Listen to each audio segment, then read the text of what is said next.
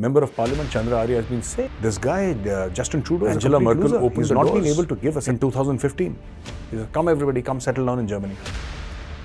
She got all kind of elements. There was no security check. You don't do any background. You see this entire thing that is going on between Israel and Hamas. Who's doing all this?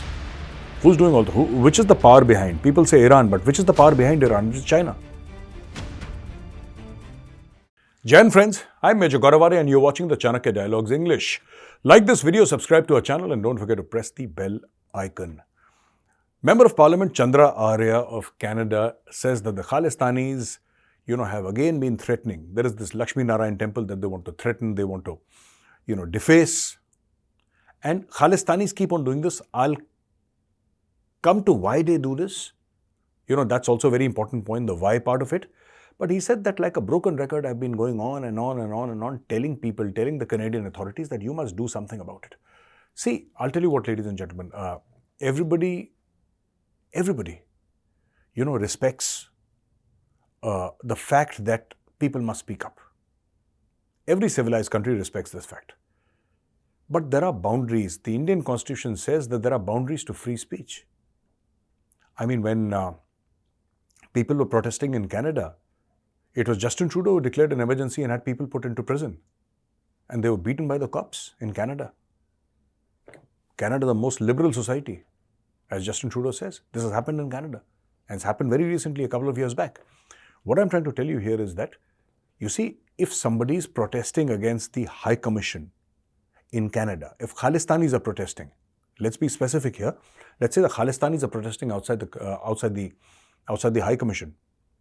That's okay. I may not like it, but it is well within their rights. But when a Khalistani publicly threatens to blow up airplanes, that is not freedom of expression. When he threatens people, when they threaten the Indian High Commissioner, then it's not okay.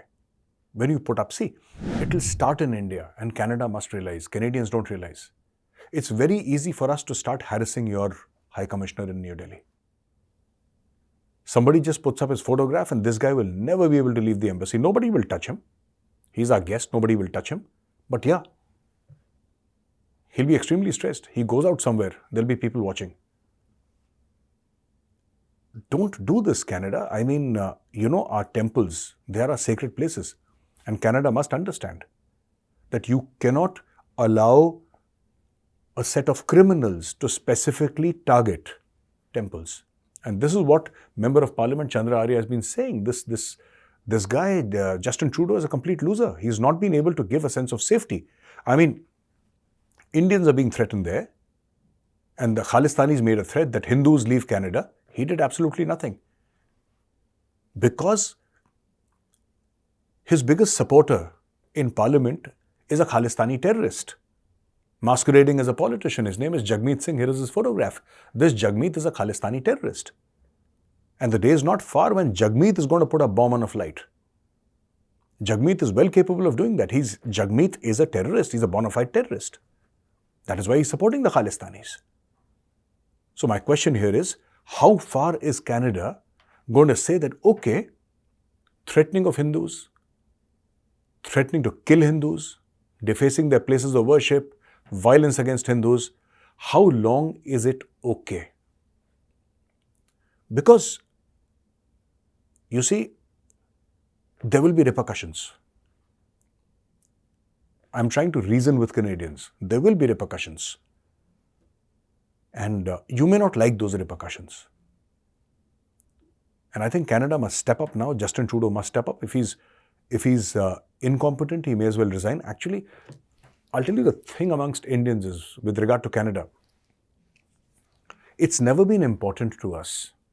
Sure, a lot of Indians go and live in Canada, but Canada has never been important to India strategically or in any other. Canada is not like the United States of America. It's a poor, poor cousin. Canada is not like the UK, with whom we've had a not so pleasant past. Canada is not like Germany. Canada is Canada. Canada is a country that has always been in neutral gear for some reason, forever and ever.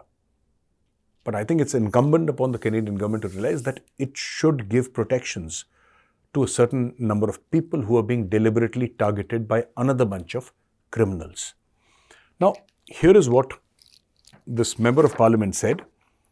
He's Canadian MP, his name is Chandra Arya, and he said the Lakshmi Narayan Mandir in Surrey, the Khalistanis are threatening to protest outside the temple. Now, why would you, I don't know. See, please try to understand. Why would the Khalistanis deface a temple? I understand you disagree with India's, though Khalistanis are too stupid to disagree or agree with anything. They're just a bunch of wild animals. But why the temple? Because you want to make it into a communal issue. You want to make it an issue of religion. To some extent, I say that, okay, you don't like India's policy, so you're protesting outside the High Commission or the consulate. That logic, I may not like it, but I can understand the logic. But why temples? Which means that you are specifically targeting a community. Specifically targeting a community. And then in an inter-gang rivalry, when Nijjar gets killed, then you blame India. Now more Khalistanis will get killed in Canada because all of them are, in criminal activities. And gangs kill each other. That's the truth. I'm sorry, I'm not saying anything which is very radical or something like that. Gangs kill each other. They kill each other in India. Gangs kill each other. So it's only a matter of time before you hear that other Khalistani has been knocked off because he's not paid the dues, or he might have bought drugs from somebody and not given him the money or something like that. So these Khalistanis are a violent lot. Most of them are drug addicts. Most of them are petty criminals. And for some reason or the other, or for the reason of votes, because there are so many of them, for reason of votes, Justin Trudeau is saying, all right, okay, I'm going to live with this problem for a while because I get votes from here, irrespective of what the other people feel. But, there is going to be a pushback. And that pushback may not be so kind on Canada then. Germany is shocked, ladies and gentlemen. And Germany is shocked because a Taliban person, a senior person from the Taliban-run health authority, his name is Abdul Bari Omar. Abdul Bari Omar, he was invited by DİTİB. DİTİB is a Turkish Islamic association which manages a mosque. Okay? So DİTİB invited this guy, Taliban person, and of course, Nancy Faeser. Nancy Faeser is the Interior Minister of Germany, and she got pretty upset. And she said that no one should offer radicals a platform in Germany. I don't know why Nancy Faeser should say something like that. Nobody should offer radicals in Germany a platform. Angela Merkel opened the doors in 2015. He said, come everybody, come settle down in Germany. She got all kinds of elements. There was no security check. You don't do any background verification. You said, come, settle in Germany. Everybody settled in Germany. Everybody settled in Germany. And today what you see, what's happening in Germany, is largely a result of Germany's liberal policies, including the blunders made by Angela Merkel. She did that. She opened the doors. She didn't check. England opened the doors. They didn't check. Canada opened the doors. They didn't check. All these countries, apart from the United States of America. What is happening in America, especially from the south, from Mexico, it is not something that America wants. America wants to stop it. America can't stop it. But they want to. The problem with Europe and Canada is they don't want to. They welcome such elements into their country. And they're absolutely fine with it. But now they're starting to regret. A Taliban guy comes and he gives a speech in a mosque, a Turkish mosque, inside Germany, and they're saying, oh, how can you allow? What do you mean, how can you allow? You have done it throughout Europe. Haven't you seen those Palestinian pro-Hamas rallies happening all over Europe? Massive pro-Hamas rallies. Haven't you seen those? Where is that coming from? You allowed those people inside. The nature of your state, the nature of your society, the nature of your culture is going to change in the next 10, 15 years. Maximum 20 years. The nature is going to change. And you know what they will do? These immigrants. What they will do is they will take shelter behind the Constitution of Germany, behind the free speech that the Constitution of Germany guarantees. They will take shelter behind all this. They will abuse you, they will abuse your culture, and they will say this is freedom of expression, and you'll smile it off because you're supposed to be able to absorb all this in your culture, right? In India, we don't allow such nonsense. We don't allow such nonsense in India. There is an immediate, response, a legal response in India. To become an Indian citizen, there are so many people. Millions of Bangladeshis and Rohingyas have illegally entered India. But we didn't want them to enter, they illegally entered. Same as with the United States of America. But we're trying to throw them out, we're trying to identify. There are people wanting to come inside India as well. But we handle it differently. We don't allow people to come in like that. You've opened your doors to everybody, and today, you're repenting. But it's too late now. I think you've lost Europe. And ladies and gentlemen, the 2+2 dialogue focuses on defense and regional security. Defense Minister Rajnath Singh and External Affairs Minister S. Jaishankar met their Australian counterparts Richard Marles and Penny Wong. Penny Wong is the Foreign Affairs Minister and Richard Marles is the Defense Minister of Australia. They met and they spoke about a lot of stuff, including strategic partnership. They spoke about anti-submarine warfare and air-to-air refueling. Anti-submarine warfare against whom? China, obviously. Security in the vast Indo-Pacific region amid China's rising influence, hydrography, cooperation and strengthening of ties in sectors such as critical minerals, rare earth, space, education and science and technology. They also spoke about further enhancing cooperation and information exchange and maritime domain awareness between the two. And Mr. Rajnath Singh, the Defence Minister of India, said defence has become one of the most important pillars of our strategic partnership. We will move ahead today to take this partnership to the next level. The India-Russia bilateral relationship has grown rapidly and has larger implications for the region. A lot of other countries look to us as a factor of stability and security. This has happened at a time of increasing uncertainty in the world, which is seeing sharper polarization and deeper stresses. Dr. Jaishankar added. Now, ladies and gentlemen, it's very simple. Both Australia and India are members of Quad. All right? They're members of Quad. And they understand that the biggest threat, in fact, you see this entire thing that is going on between Israel and Hamas. Who's doing all this? Who's doing all this? Which is the power behind? People say Iran, but which is the power behind Iran? It is China. It is China that is orchestrating all this nonsense via Iran. You see, it is China which called all these Arab countries, 4-5 of them, including Indonesia. There was Saudi Arabia also. I think there was Saudi, there was Palestine in that meeting, there was Jordan, there was Egypt, and there was Indonesia. And of course, they did not invite Pakistan. That is the only good thing that China has done, only sensible thing that China has done, because Pakistan would have asked all of them for money at the same time. But China is trying to settle issues. China is trying to settle issues, an issue that China deliberately created via Iran. So this is how geopolitics works. There's a very famous saying, and an oft-repeated saying in geopolitics and foreign affairs, ladies and gentlemen. There are no permanent friends, there are no permanent enemies. There are only permanent interests. With that, I come to the question and answers. So, ladies and gentlemen, I have only two questions today. Ramoski says, hello, Major Bhai, Jai Hind. Jai Hind, Ramoski ji. I had previously asked you about the radicalization in Turkey and about the NATO membership. You gave me the answer for the first, but didn't tell us if any nation can be expelled or can withdraw from NATO. I hope you will find the time. There is a certain process for expelling a nation. It's very difficult.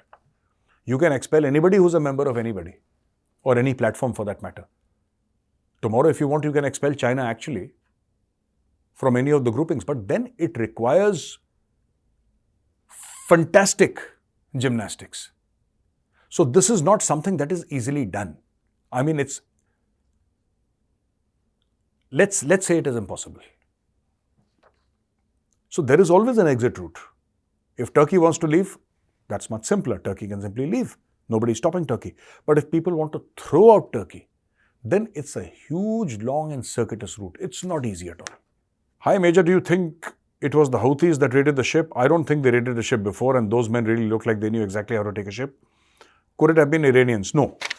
Yes, Iranians behind it, Iranians funding it, training them, even sort of providing distant leadership, if you know what I mean.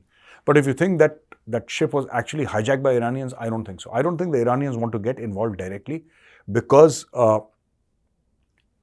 today, because of the rising rhetoric in the Muslim world, Iran got carried away and Iran spoke too much. Iran spoke a little too much, and Iran should realize. I'm surprised. This is a problem with countries like Iran and Pakistan. They don't realize their weight. They don't realize their standing. They do stuff and later they regret it. This is exactly what Iran did. It spoke a little too much. It said, no, military options against Israel. No, we must stop the oil to Israel. No, remove all your embassies and throw out the Israeli ambassador from it. It said, and nothing happened. They said it to all the Muslim countries, 57 of them. Nothing happened. What's happened? Nothing happened. Iran actually thought that it will say and people will do. Why will people follow a basket case like Iran? Why would any country which has half a functional brain, except for Pakistan for that matter, except for Pakistan, because when it's a question of Pakistan, all bets are off. Those people are inherently illogical. But why would somebody do something like that? Iran says, cut off diplomatic relations with Israel. Do you think other people are fools? They'll cut off diplomatic relations with Israel just because Iran wants them to? Sorry. And I'll tell you one more thing. Across the Muslim world, I've said this before, it's very unpopular, but let me tell you the truth, which I've said it before, I'll say it again, and I'll say it 100 times. No Muslim country loves Palestinians at all. Nobody likes them at all. They don't like Palestinians. The Islamic world looks at Palestinians with a great degree of suspicion. They have betrayed Egypt, they have betrayed Kuwait, they have betrayed Jordan. Wherever they go, Palestinians will cause chaos. They'll cause a problem. I'm talking about the Muslim world, right?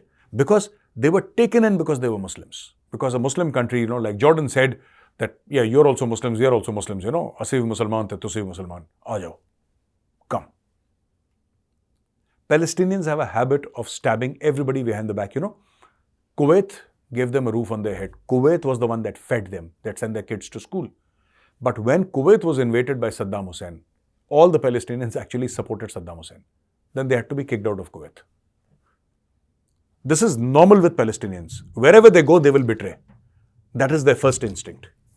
Betrayal is the first instinct that comes, is the first reaction that comes to a Palestinian. And I'm talking about Muslim countries only. And I've spoken to several Arabs about it. And they said that we have nothing to do with this. We don't like them also. So ladies and gentlemen, with this I come to the end of my video. If you like this video, press the like button, share it with your friends and families. Subscribe to our channel and don't forget to press the bell icon. Jai Hind, Vande Mataram, Bharat Mata Ki Jai.